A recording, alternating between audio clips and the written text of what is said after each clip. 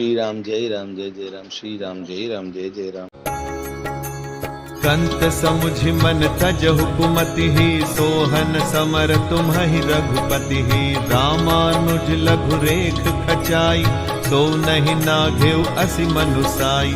पिय तुम ताहि जितब संग्रामा, जाके दूत केर यह कामा। कौतुक सिंधु नाघि तव लंका, आयो कपि के हरि असंका। रखवारे हति विपिन उचारा, देखत तो ही अच्छते ही मारा। जारि सकल पुर कीन्हे सिछारा, कहाँ रहा बल गर्भ तुम्हारा।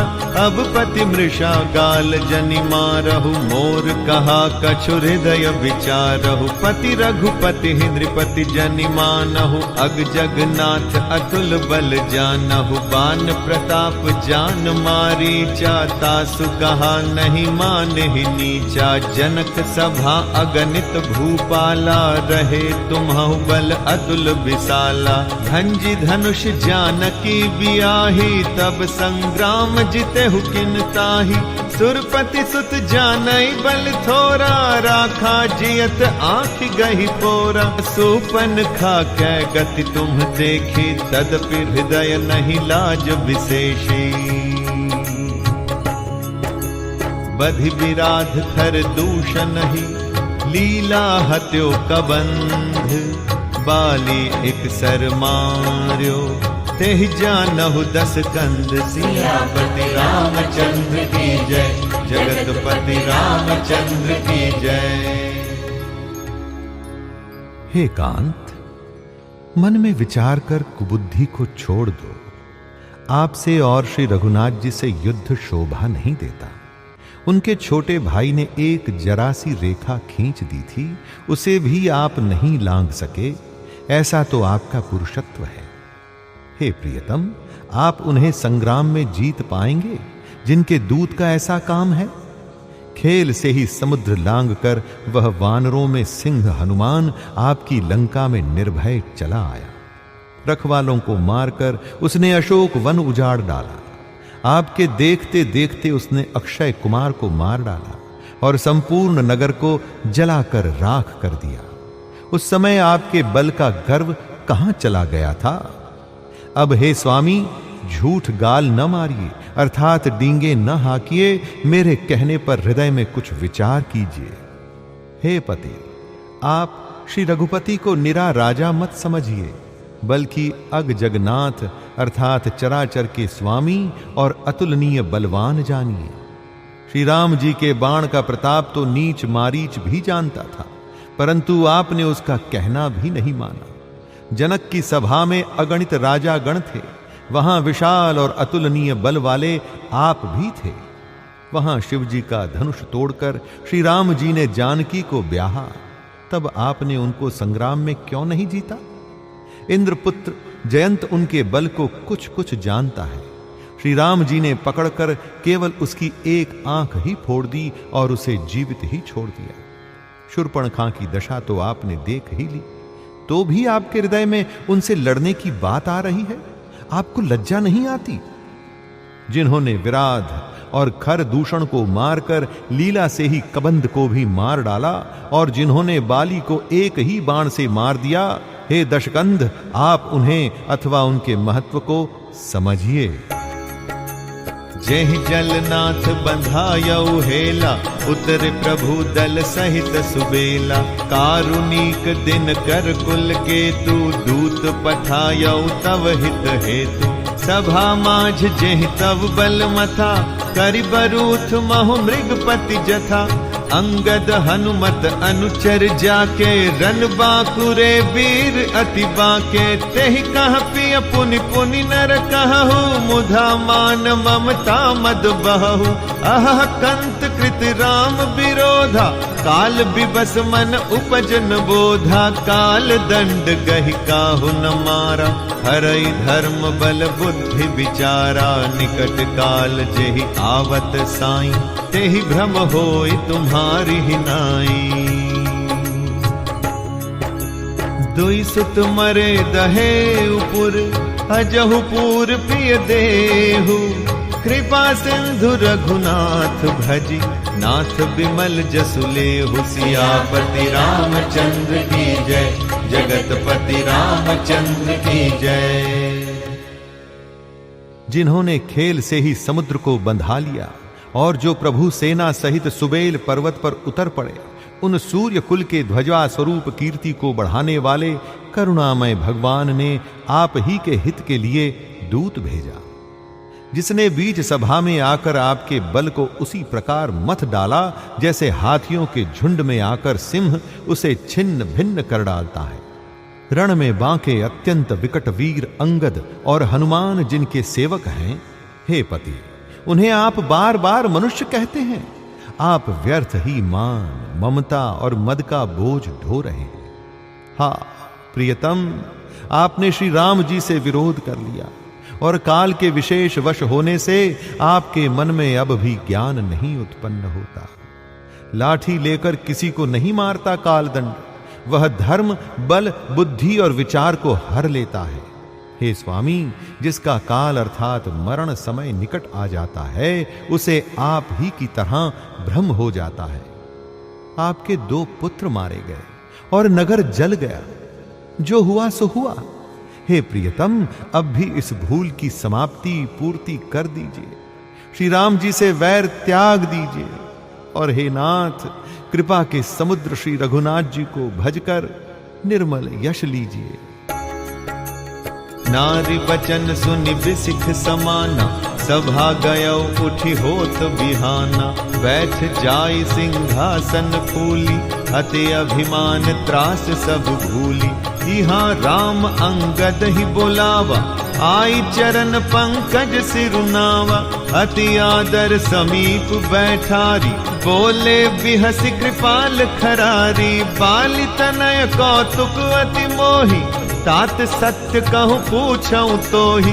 रावण जातु धान कुल टीका, भुजबल अतुल जासु जगली का। तासु मुकुट तुम चारि चलाए, कहु तात कवनी विधि पाए।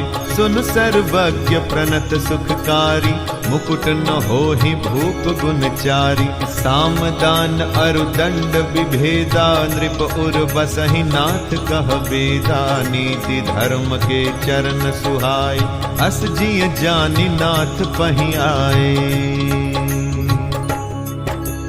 धर्महीन प्रभु पद विमुख, काल विवश 10 शीस। तेहि परिहरि गुण आए, सुनहु कौशलाधीश। परम चतुरता श्रवण सुनी, बिहसे राम उदार। समाचार पुनि सब कहे, गढ़ के बाल कुमार। सियापति रामचंद्र की जय, जगतपति रामचंद्र की जय। स्त्री के बाण के समान वचन सुनकर वह सबेरा होते ही उठकर सभा में चला गया और सारा भय भुलाकर अत्यंत अभिमान में फूलकर सिंहासन पर जा बैठा। यहां सुबेल पर्वत पर श्री राम जी ने अंगद को बुलाया। उन्होंने आकर चरण कमलों में सिर नमाया। बड़े आदर से उन्हें पास बैठाकर खर के शत्रु कृपालु श्री राम जी हंसकर बोले, हे बाली के पुत्र, मुझे बड़ा कौतूहल है। हे तात, इसी से मैं तुमसे पूछता हूं, सत्य कहना। जो रावण राक्षसों के कुल का तिलक है और जिसके अतुलनीय बाहुबल की जगत भर में धाक है, उसके 4 मुकुट तुमने फेंके। हे तात, बताओ, तुमने उनको किस प्रकार से पाया? अंगद ने कहा, हे सर्वज्ञ, हे शरणागत को सुख देने वाले, सुनिए, वे मुकुट नहीं हैं, वे तो राजा के 4 गुण हैं। हे नाथ, वेद कहते हैं कि साम, दान, दंड और भेद ये चारों राजा के हृदय में बसते हैं। ये नीति धर्म के 4 सुंदर चरण हैं, किंतु रावण में धर्म का अभाव है।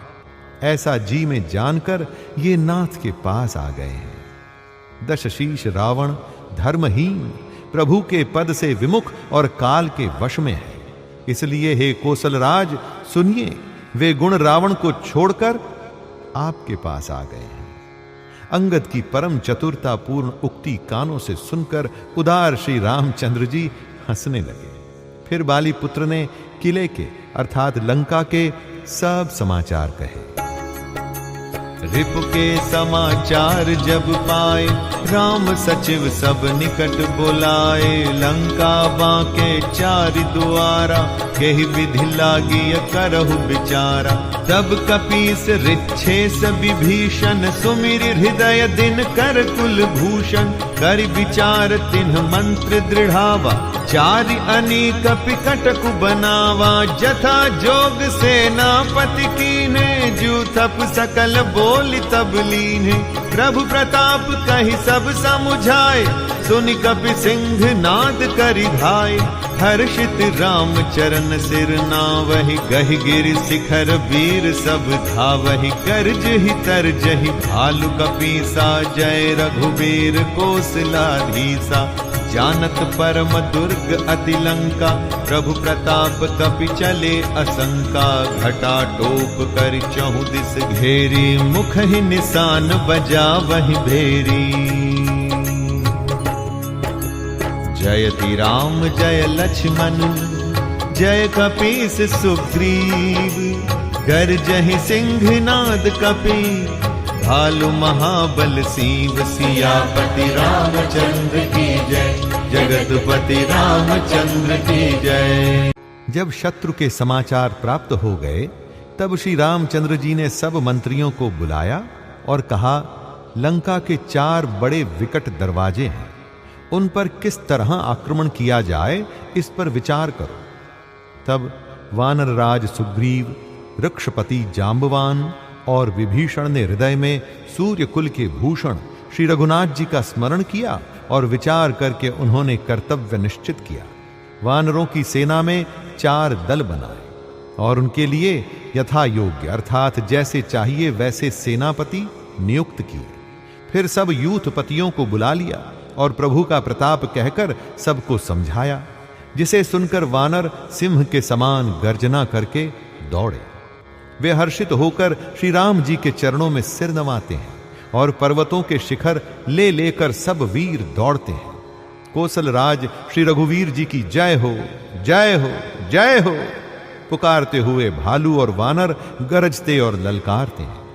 लंका को अत्यंत श्रेष्ठ अर्थात अजेय किला जानते हुए भी वानर प्रभु श्री रामचंद्र जी के प्रताप से निडर होकर चले। चारों ओर से घिरी हुई बादलों की घटा की तरह लंका को चारों दिशाओं से घेरकर वे मुंह से डंके और भेरी बजाने लगे। महान बल की सीमा वे वानर भालू सिंह के समान ऊंचे स्वर से श्री राम जी की जय, लक्ष्मण जी की जय, वानर राज सुग्रीव की जय ऐसी गर्जना करने लगे।